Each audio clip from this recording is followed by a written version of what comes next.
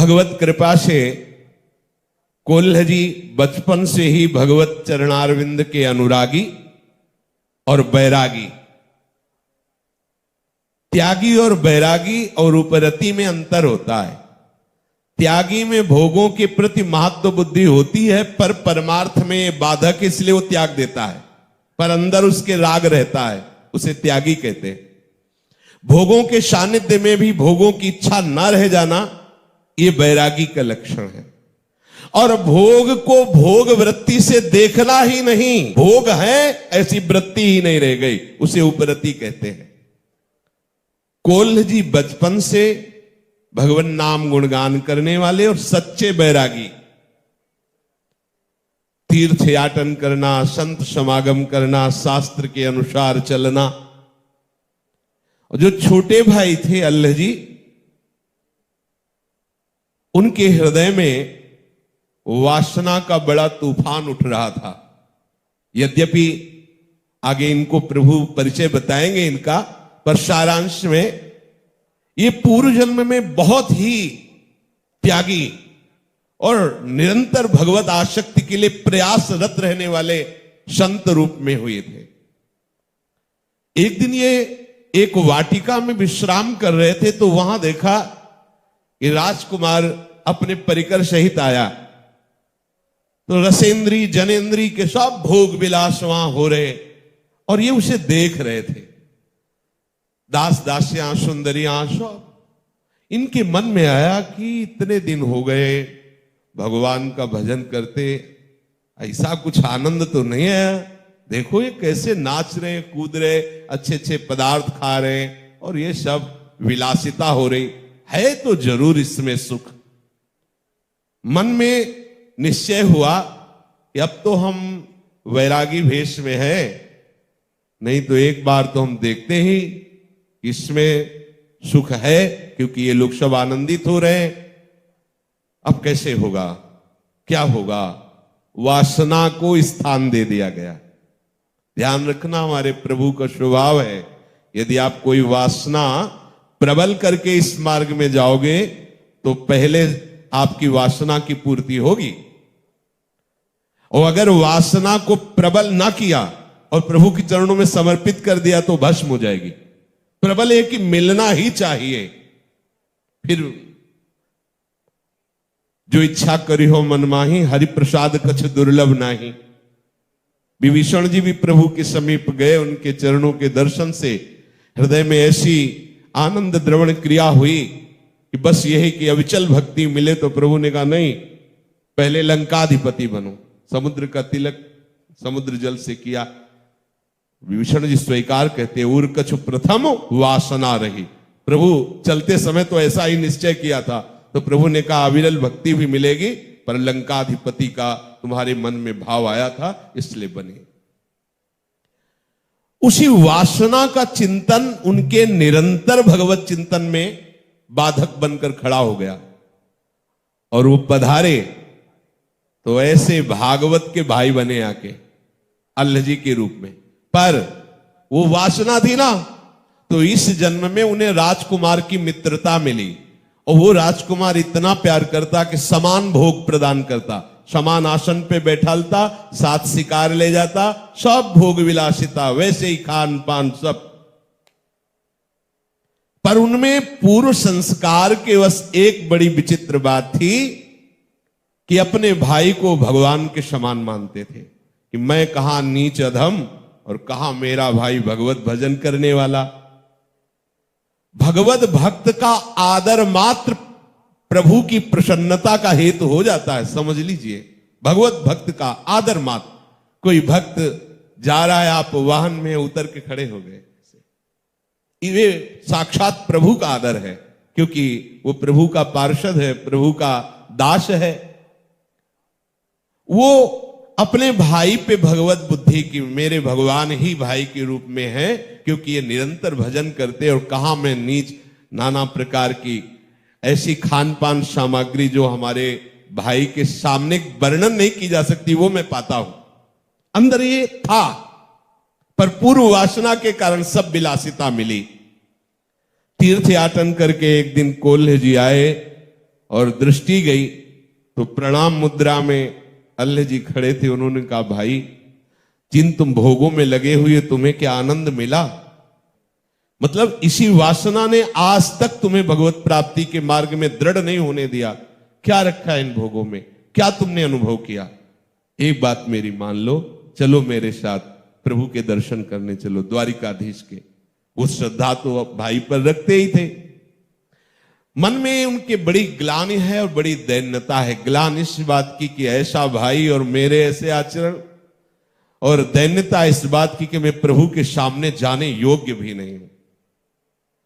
गए, भाई ने भगवत लीला के पद सुनाए, बड़े भाई कोल्ह जी ने।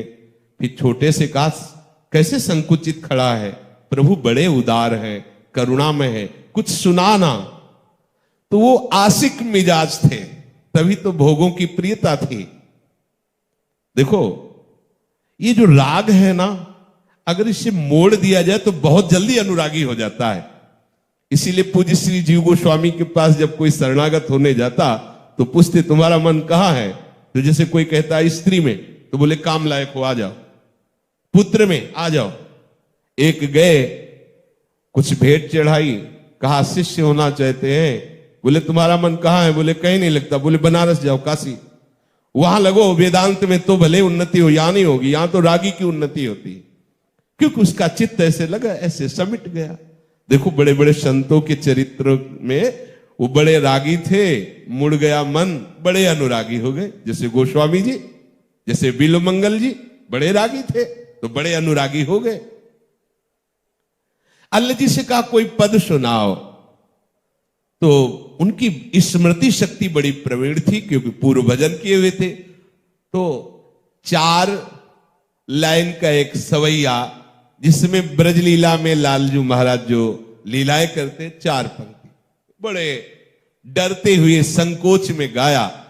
तो सामने से वाह वाह वाह, सब आश्चर्यचकित हो गए। लगा कि इतने महाभागवत बड़े भाई कोल्ह जी हैं, अभी ये गाए थे तो भगवान को अवसर नहीं मिला होगा, अब समय मिला है तो वाह वाह कह दिया। उधर पुजारी को भगवान ने प्रसाद माला ये दी और बोले वो जो बैरागी खड़े ना, उनके पीछे जो खड़े ना, उनको जाके दे दो। वो गए और कहा कि भगवान ने आप, बोले भूल गए, ये भैया के लिए भेजा होगा, क्योंकि मैं तो नीच अधम, गलत आचरण करने वाला, गलत खान पान, मैं तो यहां खड़े होने लायक भी नहीं हूं।